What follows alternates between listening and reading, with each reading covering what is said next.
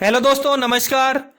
Way of maths channel में आपका फिर से स्वागत है। मैं हूं एम के गुजर और इस वीडियो में लेके आया हूं पूर्वी रेलवे के सियालदा डिवीजन का गुड्स गार्ड का एक पेपर जो 24 दिसंबर 2022 को हुआ था, उसका शेष भाग। इससे पहला मैंने एक भाग हल करवा दिया है, उसका लिंक मैंने डिस्क्रिप्शन में दे रखा है। यह गुड्स गार्ड का पेपर है जिसमें 110 क्वेश्चन है। इससे पहले के वीडियो में मैंने 1 से लेकर के 40 तक के क्वेश्चन हल करवा दिए हैं, उसका लिंक मैंने डिस्क्रिप्शन में दे रखा है, वो आप उधर से देख लें। और ये सियालदा डिवीजन का है, गुड्स गार्ड का पेपर है जो 24 दिसंबर 2022 को हल हुआ था पूर्वी रेलवे का। और इस वीडियो में हम देखेंगे क्वेश्चन नंबर 41 से सियालदा डिवीजन का पूर्वी रेलवे का गुड्स गार्ड का पेपर 24 दिसंबर 2022 का 41 नंबर का क्वेश्चन देखें।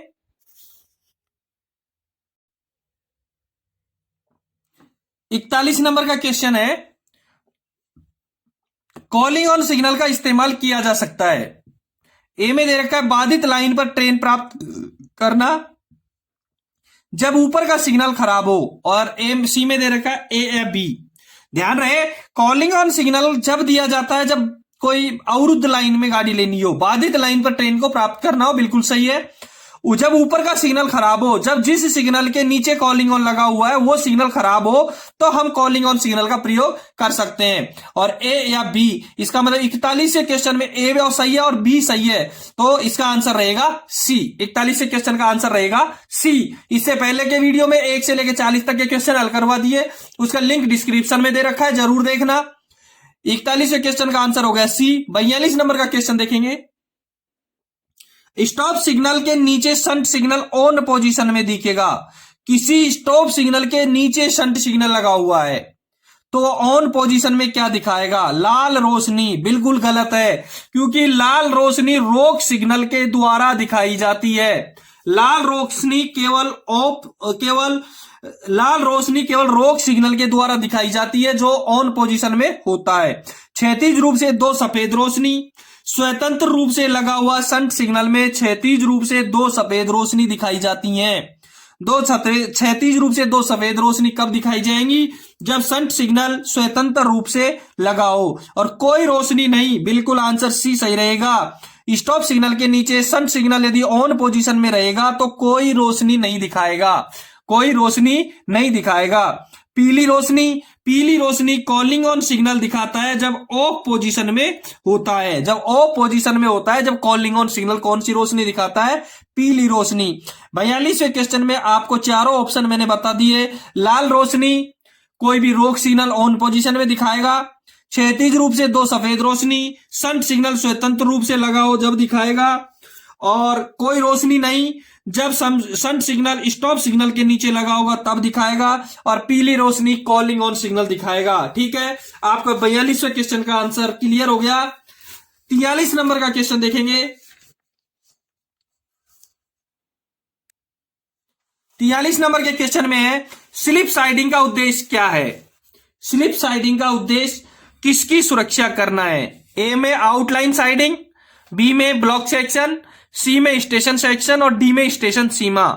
और 44वें नंबर के क्वेश्चन में दे रखा है, कैच साइडिंग का उद्देश्य क्या है? सुरक्षा करना है। दोनों दे रखे हैं, स्लिप साइडिंग दे रखा है, कैच साइडिंग दे रखा है। एक चीज मैं बता दूं आपको, दोनों के दोनों क्वेश्चन स्लिप साइडिंग और कैच साइडिंग का 7 जुलाई 2021 को एक मैसूर डिवीजन के स्टेशन मास्टर का पेपर हुआ था, उसमें सेम ऐसे कैसे आए थे। 7 जुलाई 2021 को मैसूर डिवीजन में स्टेशन मास्टर के पेपर में दोनों क्वेश्चन ऐसे कैसे आए हैं। दोस्तों, ये प्रश्न है वो एक दूसरे पेपर में बहुत 100% रिपीट होते हैं, 100% रिपीट होते हैं ये प्रश्न। इसलिए आप पुराने पेपर जरूर याद करें, एक बार सब पेपरों को एक बार दोहराएं।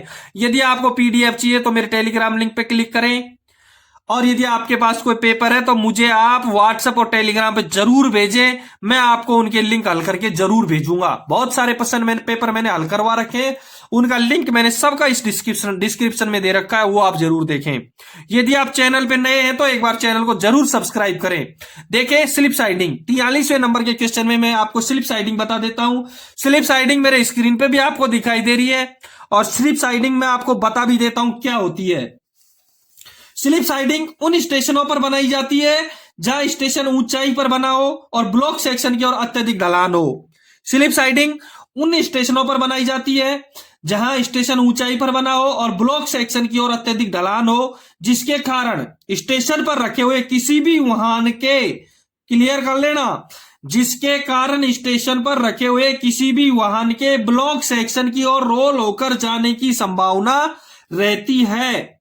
स्लिप साइडिंग हमेशा स्टेशन सेक्शन में ही बनाया जाता है, बहुत इंपॉर्टेंट है। स्लिप साइडिंग हमेशा स्टेशन सेक्शन में ही बनाया जाता है और स्लिप साइडिंग हमेशा ब्लॉक सेक्शन का बचाव करती है। स्लिप साइडिंग हमेशा ब्लॉक सेक्शन का बचाव करती है। 43वें क्वेश्चन का आंसर क्लियर हो गया, बी।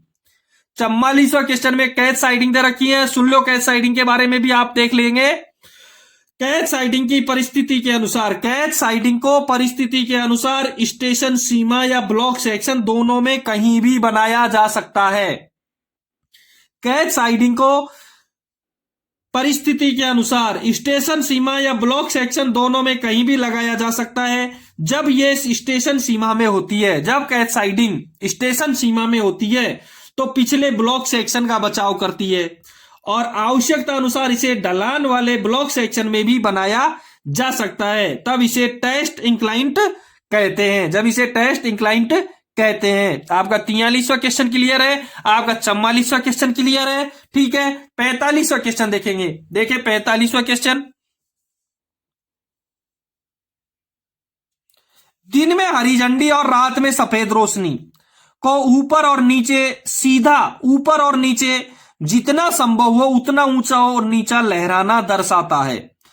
दिन में हरी झंडी और रात में सफेद बत्ती जितना हो उतना ऊपर नीचे क्या दर्शाता है? धीरे धीरे आगे बढ़े, सिग्नल देने वाले व्यक्ति से दूर हटे और सी में आगे बढ़ना। ये गलत प्रिंट हो गया थोड़ा, इसकी जगह यहां ट्रेन पार्टिंग है तुम्हारे पेपर में।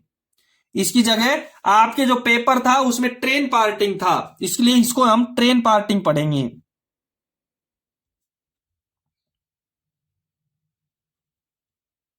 ठीक है। और स्टॉप डेंड यहां नहीं है, इसको हम कपलिंग पढ़ेंगे, यहां कपलिंग था। ए में धीरे धीरे आगे बढ़े, बी में सिग्नल देने वाले व्यक्ति से दूर हटे, सी में ट्रेन पार्टिंग और डी में कपलिंग दे रखा है। जब दिन में हरी बत्ती और रात में सफेद रोशनी को ऊपर नीचे संभवतः जितना हो सके ऊपर नीचे लहरा रहता है, तो इसका आंसर होगा ट्रेन पार्टिंग। इसका आंसर होगा ट्रेन पार्टिंग। 45वें क्वेश्चन का आंसर रहेगा सी। 45वें क्वेश्चन का आंसर रहेगा सी, ठीक है। 46 नंबर का क्वेश्चन देखेंगे। किसी व्यक्ति के शरीर पर क्षैतिज रूप से एक सफेद प्रकाश को हिंसक रूप से लहराना इंगित करता है। किसी व्यक्ति के शरीर पर क्षैतिज रूप से एक सफेद प्रकाश को हिंसक रूप से लहराना इंगित करता है। ट्रेन पार्ट हो गई, ट्रेन पार्ट का मैंने अभी क्लियर करवा दिया। 45वें क्वेश्चन में दिखाने वाले व्यक्ति से दूर हटना, आगे बढ़ना या स्टॉप डेंड, रोकना, बिल्कुल डी आंसर इसका सही रहेगा, रोकना। स्टॉप डेंड बिल्कुल रोकना है, उसका संकेत बिल्कुल रोकना है, वहीं रोकना है। किसी व्यक्ति के शरीर पर क्षैतिज रूप से एक सफेद प्रकाश को हिंसक रूप से लहराना इंगित करता है स्टॉप डेंड का, वहीं रोकने का, ठीक है। 47वां क्वेश्चन देखेंगे। डेटोनेटर के सफल परीक्षण के बाद एक्सटेंशन की अधिकतम संख्या है। सफल परीक्षण के बाद देखो, डेटोनेटर की उम्र होती है 5 वर्ष, डेटोनेटर की एज है 5 वर्ष, और 5 वर्ष में हम उसको इंस्पेक्शन करके, निरीक्षण करके 1 साल बढ़ा देंगे, फिर निरीक्षण करके 1 साल बढ़ा देंगे, फिर निरीक्षण करके 1 साल बढ़ा देंगे। कुल एक्सटेंशन हम 3 बार कर सकते हैं, इसलिए 47वें क्वेश्चन का आंसर रहेगा 3, डी, सी। 47वें क्वेश्चन का आंसर रहेगा सी। 3 बार हम एक्सटेंशन कर सकते हैं, 3 बार हम एक्सटेंशन कर सकते हैं, ठीक है। 48 नंबर का क्वेश्चन देखेंगे। खराब सिग्नल पास करने का अग्रिम प्राधिकार, खराब सिग्नल पास करना है T3693B। किसी खराब या ऑन सिग्नल को पोजीशन में पार करने का प्राधिकार है T3693B, इसलिए इसका आंसर रहेगा ए। T3691 ये है खराब आगमन रोक सिग्नल, खराब सिग्नल नहीं है, खराब आगमन रोक सिग्नल का पास करने का अग्रिम प्राधिकार T3691। खराब आगमन रोक सिग्नल को पास करने का अग्रिम प्राधिकार T3691। TC 1425 अप साइड की PLCT टिकट है। TC 1425 अप साइड का PLCT टिकट का नंबर है TC 1425। और T409 सतर्कता आदेश है, कॉशन ऑर्डर का नंबर है T409। 48वें का आंसर रहेगा ए। क्लियर है। T3693B खराब सिग्नल को पास करने का प्राधिकार, T3691 खराब आगमन रोक सिग्नल को पास करने का अग्रिम प्राधिकार, TC 1425 अप साइड का PLCT टिकट, और T409 कॉशन ऑर्डर या सतर्कता आदेश का नंबर है। ठीक है, 48वां क्लियर हो गया आपका। 49 नंबर का क्वेश्चन देखेंगे, 49 नंबर का क्वेश्चन है, जब लोको पायलट को डेटोनेटर के अलावा किसी अवरोध की चेतावनी का संकेत मिलना है तो वह करेगा। जब लोको पायलट को एक संकेत मिलता है, डेटोनेटर के अलावा किसी अवरोध की चेतावनी का संकेत मिलता है, तो वो क्या करेगा? सावधानी से आगे बढ़ेगा? नहीं। अगले स्टेशन तक जाएगा और रिपोर्ट करेगा? नहीं। रुकावट को देखकर रुकेगा? नहीं। तुरंत रुक जाना, बिल्कुल तुरंत रुकेगा।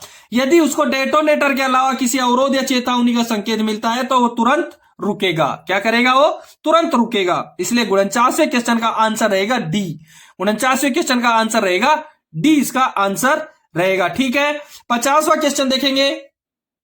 50वें क्वेश्चन में है, लोको पायलट और गार्ड को नियमित काम के लिए बुक करने से पहले 3 LR ट्रिप दिए जाएंगे। क्लियर है कि लोको पायलट या गार्ड को नियमित काम करने के लिए बुक करने से पहले 3 LR ट्रिप दिए जाएंगे, जिसमें बीच में एक ट्रिप शामिल है सूर्यास्त से सूर्योदय का, नहीं।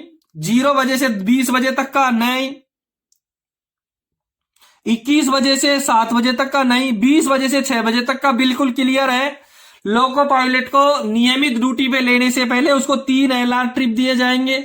2 ट्रिप उसको दिन में दिए जाएंगे, 1 ट्रिप उसको 20 बजे से 6 बजे तक के बीच में दिया जाएगा। इसलिए 50वें क्वेश्चन का आंसर रहेगा डी, 20 बजे से 6 बजे तक। 50वें क्वेश्चन का आंसर रहेगा डी, 20 बजे से 6 बजे तक के। दोस्तों, इस पेपर में क्वेश्चन नंबर 1 से लेकर के 50 तक आपके रेलवे से संबंधित, डिपार्टमेंट से संबंधित क्वेश्चन थे।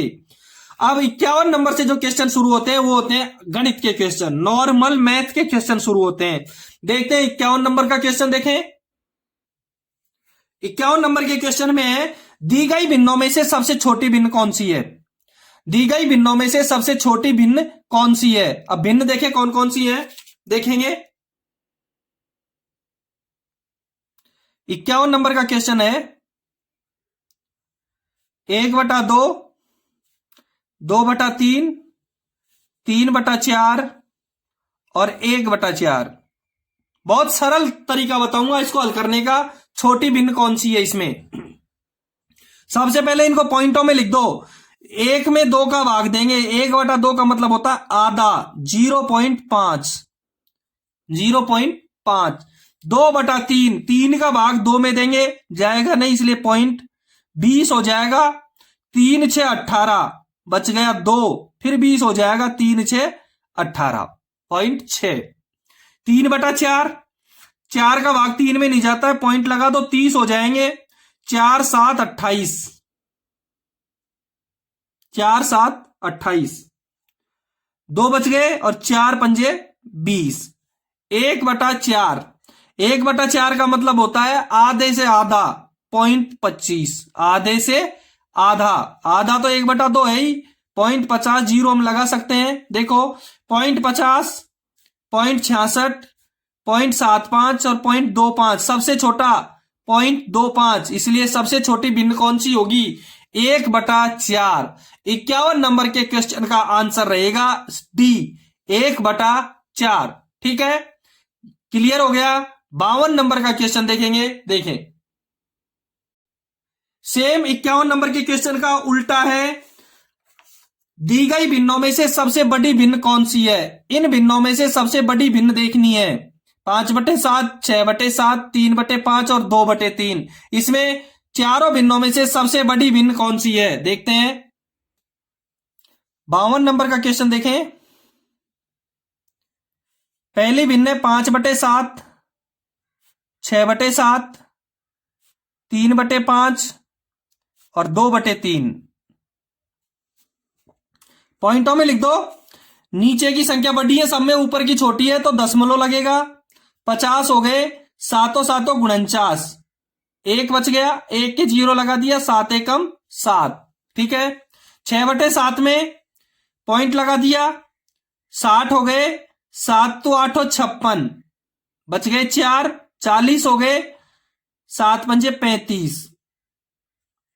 3/5 में पॉइंट लगा दिया, 30 हो गए, 5 6 की 30, 6 बार गया, पॉइंट के बाद कितना ही 0 लगा दो, कोई दिक्कत नहीं है। 2/3 में पॉइंट लगा दिया, 20 हो गए, 3 का भाग 20 में दिया, 3 6 18। अभी पहले 51 नंबर में 2/3 को हल किया है, पॉइंट 66। सबसे बड़ी 71, 85, 60, 66। 85 इसका सबसे बड़ा है, इसलिए 6.7 इसका आंसर रहेगा। 52वें क्वेश्चन का आंसर रहेगा बी। 52 नंबर के क्वेश्चन का आंसर रहेगा बी, इसका आंसर रहेगा, ठीक है, क्लियर। 53 नंबर का क्वेश्चन देखेंगे। एक शिविर में 120 पुरुष या 200 बच्चों के लिए भोजन है। बहुत क्लियर कर लेना। 120 पुरुष या 200 बच्चे दोनों बराबर है। 120 पुरुष या 200 बच्चे दोनों बराबर है। यदि 150 बच्चों ने भोजन कर लिया है तो शेष भोजन में कितने पुरुष पूर्ति होंगी। बहुत आसानी से, बहुत क्लियर तरीके से समझना। 120 पुरुष, 53 नंबर का क्वेश्चन है। 120 पुरुष, थोड़ा सा ध्यान देने की जरूरत है, या बराबर है 200 बच्चों के। 120 पुरुष 200 बच्चों के बराबर हैं। 120 पुरुष कितने बच्चों के बराबर हैं? चाहे तो आप 120 पुरुषों को जिमा दो, चाहे तो आप 120 पुरुषों को खाना खिला दो, चाहे 200 बच्चों को खाना खिला दो। हमको 150 बच्चों ने खाना खा लिया, शेष भोजन से कितने पुरुषों की पूर्ति होगी ये देखना है।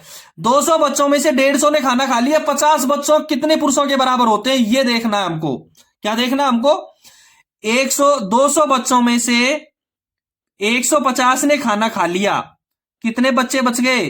50 बच्चे बच गए। कितने बच्चे भूखे रह गए? अब 50 बच्चे। अब जो खाना बचा है वो कितने बच्चों का है? 50 बच्चों का। अब सवाल यह है कि शेष भोजन कितने पुरुषों की पूर्ति करेगा। अब हमको यह बताना है कि ये 50 बच्चे कितने पुरुषों के बराबर हैं। 50 बच्चे कितने पुरुषों के बराबर हैं? ध्यान रहे, 200 बच्चे बराबर 120 पुरुष, तो एक बच्चा बराबर 120/200 पुरुष। कितने बच्चे हैं हमारे पास? 50 बच्चों का भोजन है। 200 बच्चे बराबर 120 पुरुष, एक बच्चा बराबर 120/200 पुरुष, और 50 बच्चे बराबर 120/200 गुणा 50। इतने पुरुष आ जाएंगे। 50 का भाग 200 में दिया, 4 बार गया, 4 का भाग 120 में दिया, 30 बार गया। कितने पुरुषों का भोजन बाकी है? अब 30 पुरुषों का भोजन बाकी है। कितने पुरुषों का भोजन बाकी है? अब 30 पुरुषों का भोजन बाकी है। 53 नंबर के क्वेश्चन का आंसर रहेगा बी, 30 पुरुष। क्या आंसर रहेगा इसका? बी आंसर रहेगा, 30 पुरुष। यदि किसी को किसी पेपर कंफ्यूज है किसी प्रश्न में, तो आप मेरे को कमेंट्स बॉक्स में जरूर कमेंट करें, ठीक है। 54 नंबर का क्वेश्चन देखेंगे। देखें, आप हल कर रहे हैं गुड्स गार्ड का पेपर 24 दिसंबर 2022 को जो हुआ था, पूर्वी रेलवे का सियालदा डिवीजन का, वो पेपर आप हल कर रहे हैं। 54 नंबर का क्वेश्चन देखेंगे। 36 आदमी एक काम को 18 दिन में पूरा करेंगे। 36 आदमी एक काम को 18 दिन में पूरा कर सकते हैं, तो 27 आदमी उस काम को कितने दिन में पूरा करेंगे? 36 आदमी एक काम को 18 दिन में पूरा कर सकते हैं, तो 27 आदमी उस काम को कितने दिन में पूरा करेंगे? बहुत सरल सवाल है, बहुत इजी सवाल है। देखेंगे आप, 54 नंबर का क्वेश्चन है, 36 आदमी एक काम को करते हैं 18 दिन में। 36 आदमी एक काम को करते हैं 18 दिन में, तो एक अकेला आदमी कितने दिन में करेगा? 36 गुणा 18 में, 36 गुणा 18 में। लेकिन क्वेश्चन है 27 आदमी, बिल्कुल 27 आदमी इस काम को पूरा करेंगे। इसमें 27 का भाग दे दो आप। 9 चौके 36 और 9 तिये 27, 3 एकम 3, 3 6 18, 6 चौके 24 दिन में। 27 आदमी कितने दिन में काम करेंगे? वो 24 दिन में। इसलिए आंसर इसका रहेगा 94 का बी आंसर रहेगा 24 दिन। इसका आंसर क्या रहेगा? बी आंसर रहेगा 94 का 24 दिन। बिल्कुल क्लियर है आपको? कोई दिक्कत हो तो बता देना। 55 नंबर का क्वेश्चन देखेंगे। यदि धारा की गति 2 किलोमीटर प्रति घंटे है, धारा की गति, नदी की धारा की गति 2 किलोमीटर प्रति घंटे है और शांत जल में नाव की गति 10 किलोमीटर प्रति घंटे है, तो धारा के अनुकूल 60 किलोमीटर की दूरी तय करने में लगने वाला समय ज्ञात करो। समय ज्ञात करना है। क्या ज्ञात करना है? समय ज्ञात करना है। बहुत इजी सवाल है। देखो 55 नंबर का क्वेश्चन है,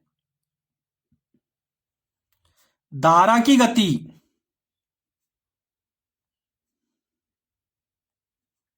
2 किलोमीटर प्रति घंटा, नाव की गति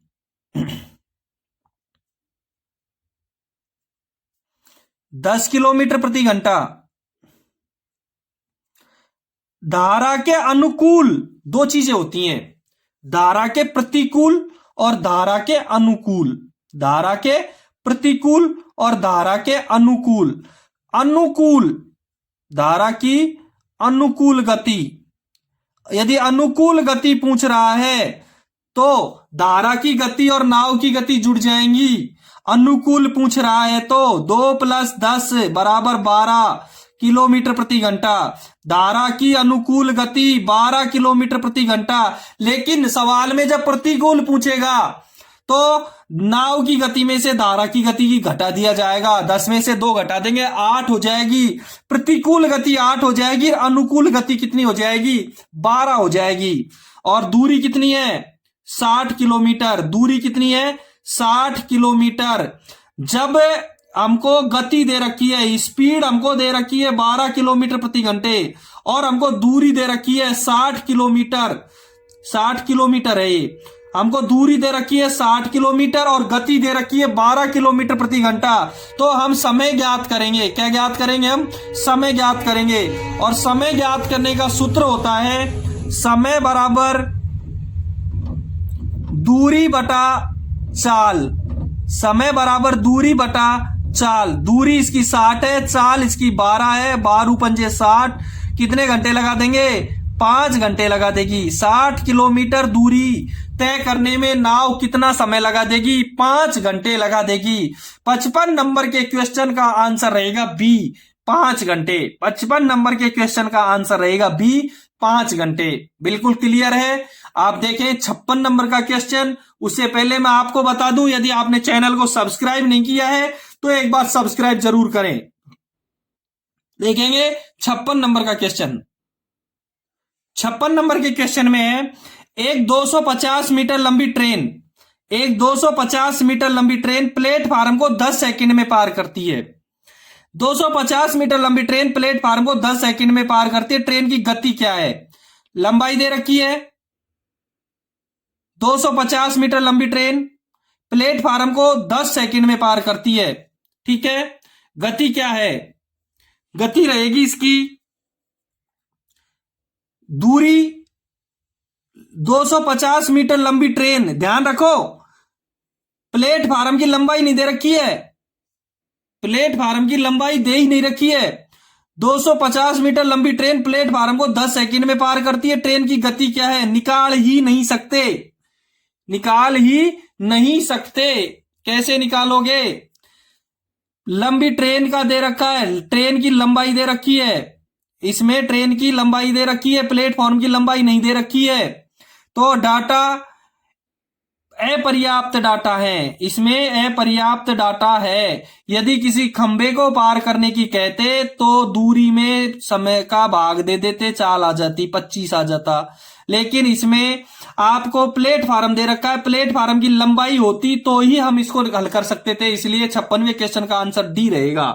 ठीक है, 57 नंबर का क्वेश्चन देखेंगे। 200 मीटर लंबी ट्रेन 36 सेकंड में अपनी लंबाई के 2 गुने प्लेटफार्म को पार करती है। बिल्कुल सेम सवाल है, लेकिन इसमें प्लेटफार्म की लंबाई दे रखी है। 57 नंबर का क्वेश्चन देखेंगे।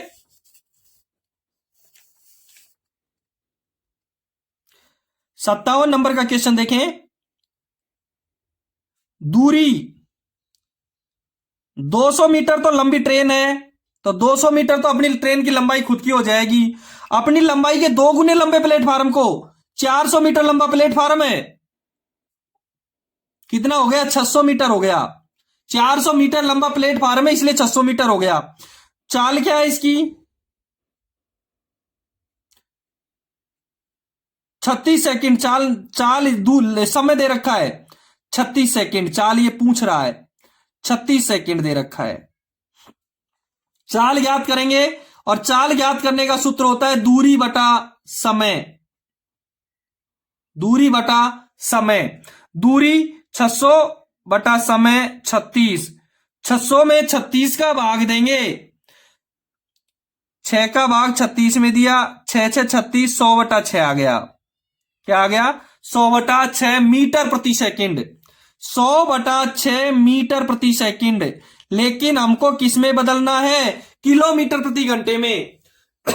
किलोमीटर प्रति घंटे में, ध्यान रहे, किलोमीटर प्रति घंटे में। मीटर प्रति सेकंड को किलोमीटर प्रति सेकंड में बदलने के लिए 18 बटा 5 से गुणा करते हैं। 18 बटे 5 से गुणा करते हैं। 100 बटा 6 गुणा 18 बटे 5, 6 तिये 18, और 5 का भाग 100 में दिया तो 20 पंजे 100, 20 तिये 60 किलोमीटर प्रति घंटे। ट्रेन की चाल क्या है, 60 किलोमीटर प्रति घंटा। ट्रेन की चाल क्या रहेगी, 60 किलोमीटर प्रति घंटा। 57वें क्वेश्चन का आंसर रहेगा ए। 57वें क्वेश्चन का आंसर रहेगा ए, इसका आंसर रहेगा। ठीक है, 57वें क्वेश्चन का आंसर ए रहेगा। देखेंगे 58 नंबर का क्वेश्चन देखें।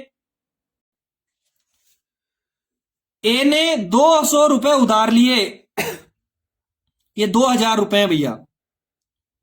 ए ने 2000 रुपए उधार लिए, 3 साल बाद 10% साधारण ब्याज की दर से वापस भुगतान किया। भुगतान की गई राशि चक्रवृद्धि ब्याज नहीं है, साधारण ब्याज है। 58वां क्वेश्चन देखेंगे। देखो 58वां, मूलधन दे रखा है 2000, समय 3 साल दे रखा है, और दर 10%। सबको गुणा करके 100 का भाग दे दो, ब्याज आ जाएगा। साधारण ब्याज में मूलधन दे रखा है, समय दे रखा है, दर दे रखी है, सबको गुणा करके 100 का भाग दे दो, ब्याज आ जाएगा। इस जीरो से इस जीरो को काट दो, इस जीरो से इस जीरो को काट दो, 200 को 3 से गुणा कर दो, 600। 600 तो ब्याज हो गया। मूलधन कितना हो गया, 2000। कितने लौट आएगा वो, 2600 रुपए लौट आएगा। कितने लौट आएगा वो, 2600 रुपए लौट आएगा। 58वें क्वेश्चन का आंसर क्या होगा, बी, 2600 रुपए लौट आएगा। इसका आंसर हो गया बी, इसका आंसर हो गया। ठीक है, क्वेश्चन हो गया हल। 58वां क्वेश्चन हो गया, बी आंसर सही है। 59 नंबर का क्वेश्चन देखेंगे। देखें 59 नंबर के क्वेश्चन में है, रजनी ने एक साड़ी 200 रुपए में खरीदी और उसे 150 रुपए में बेच दी, उसकी हानि प्रतिशत बताओ। 200 रुपए में खरीदी और 150 रुपए में बेच दी, 50 रुपए का लॉस हो गया। 200 रुपए पे कितने का लॉस हो गया, 50 रुपए का लॉस हो गया। 200 रुपए पे 50 रुपए का लॉस हो गया 200 रुपए पे, तो 100 रुपए पे कितने का हो गया, 25 का। 200 रुपए पे 50 का लॉस हो गया, तो 100 रुपए पे कितने का, 25 पे। तो हानि कितना प्रतिशत हो गई, 25% हानि हो गई। 59वें क्वेश्चन का आंसर हो गया बी। क्लियर है।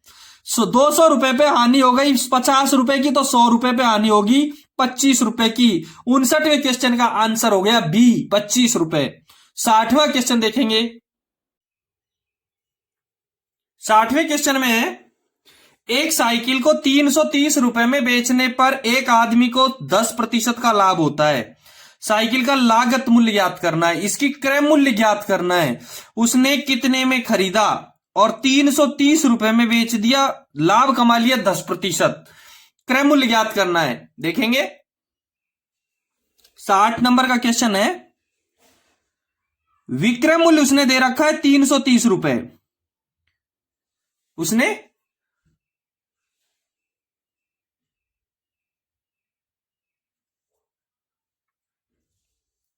विक्रय मूल्य दे रखा है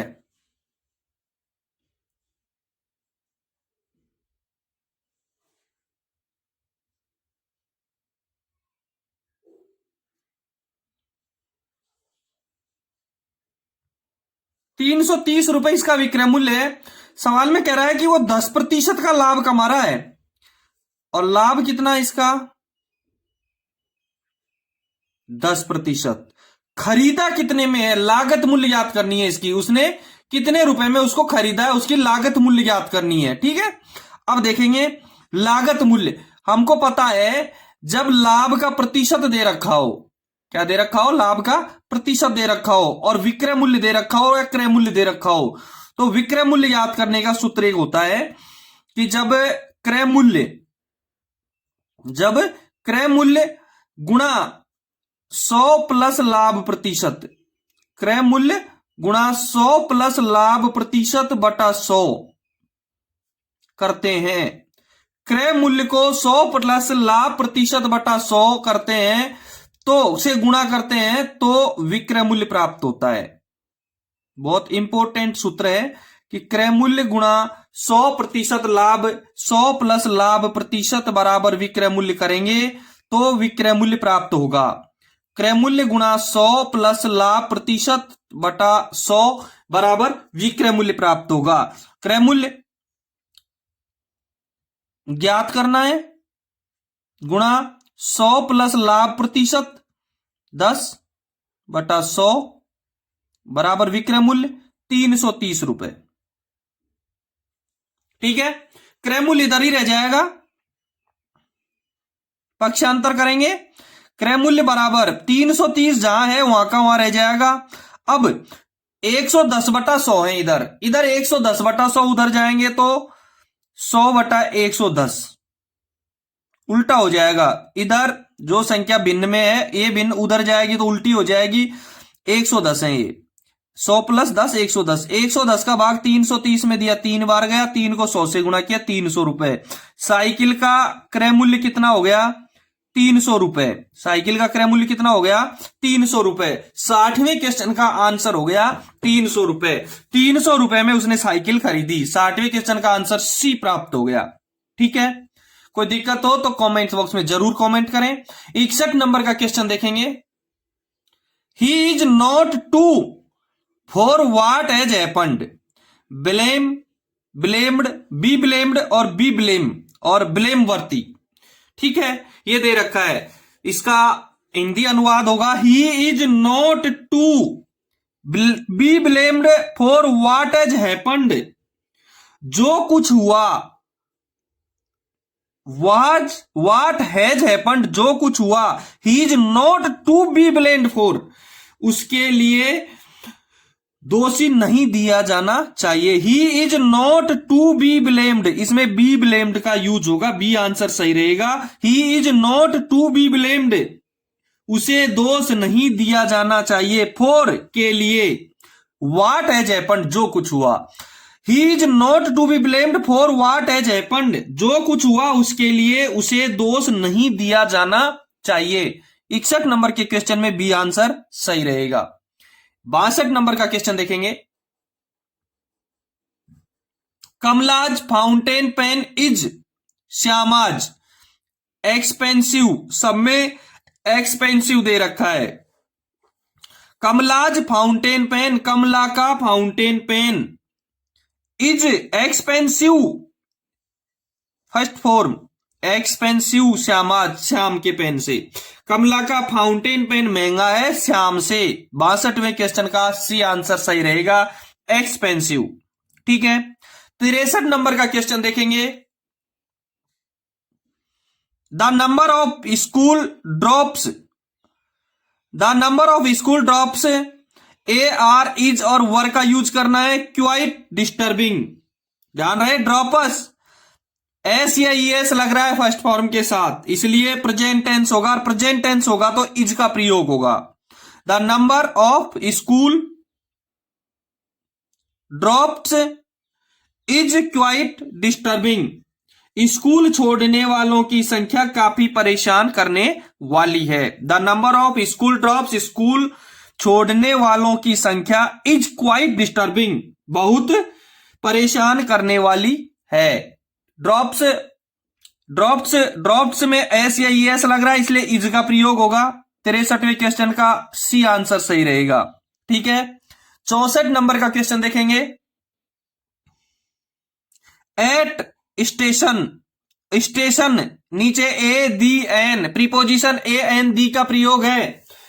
ध्यान रहे दी प्रीपोजिशन का प्रयोग किसी व्यक्ति वस्तु का निश्चित स्थान या फिर उसका महत्व दर्शाने के लिए किया जाता है। स्टेशन का प्रयोग, स्टेशन एक स्थायी चीज है, स्थायी संज्ञा है, नाउन है स्थायी, इसलिए स्टेशन से पहले दी का प्रयोग करेंगे। एट द स्टेशन, स्टेशन पर। आई विल हायर ए कुली, मैं एक कुली करूंगा।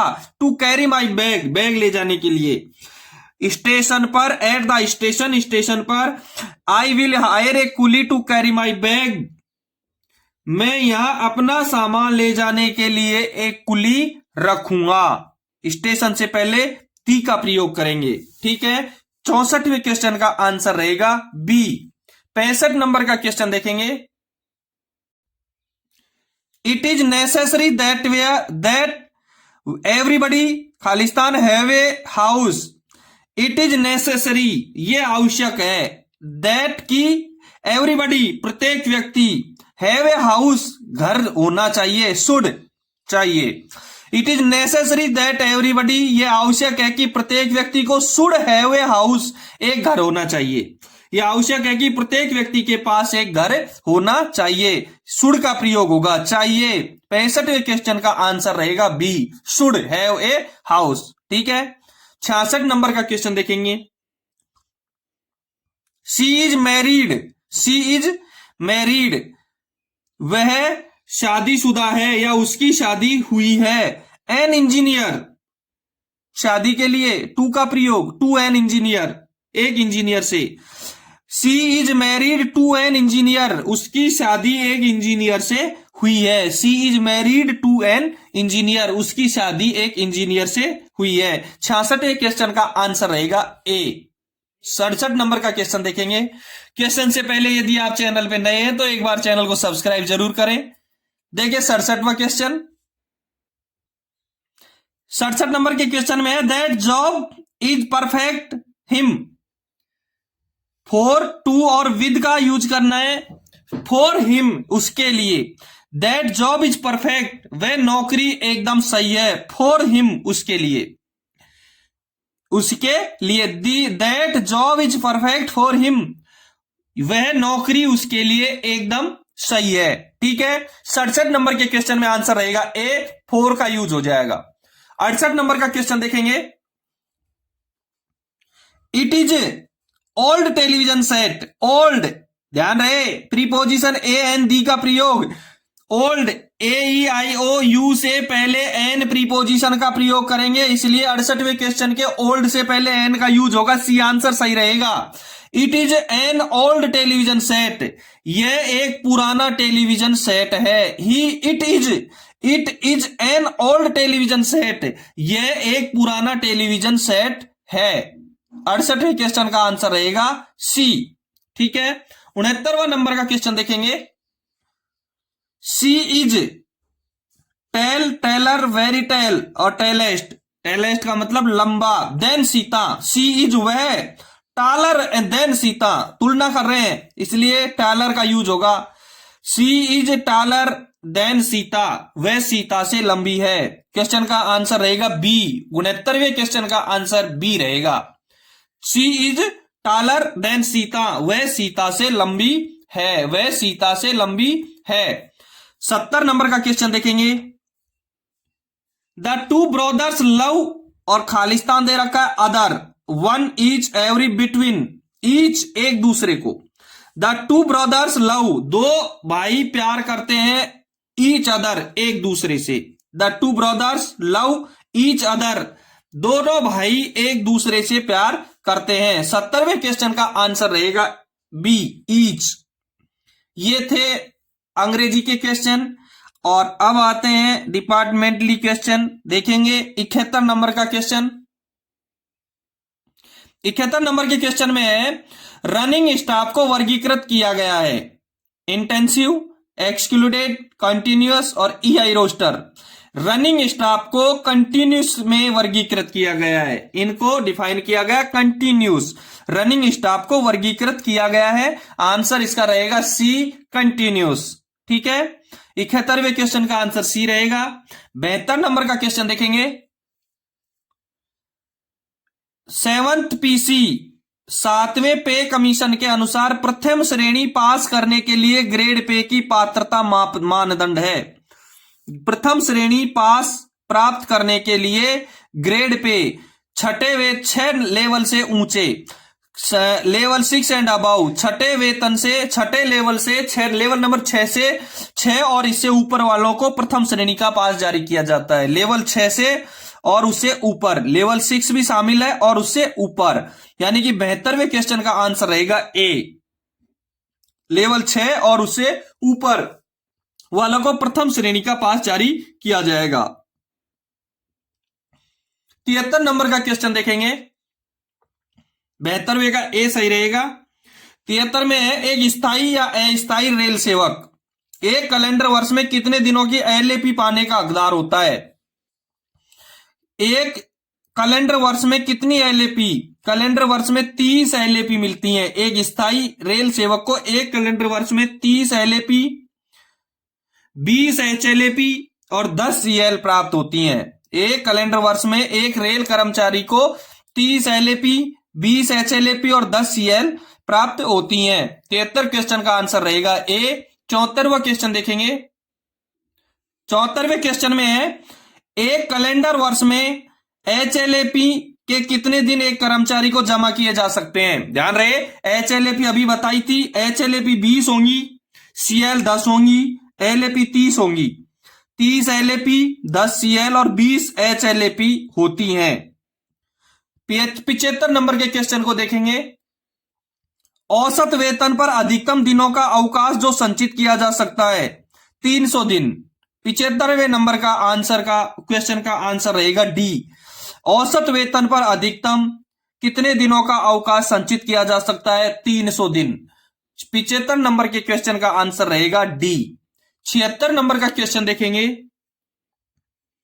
आश्रितों को शामिल करने पर विशेषाधिकार पास पर आश्रित अनुमत व्यक्तियों की अधिकतम संख्या 5 होगी।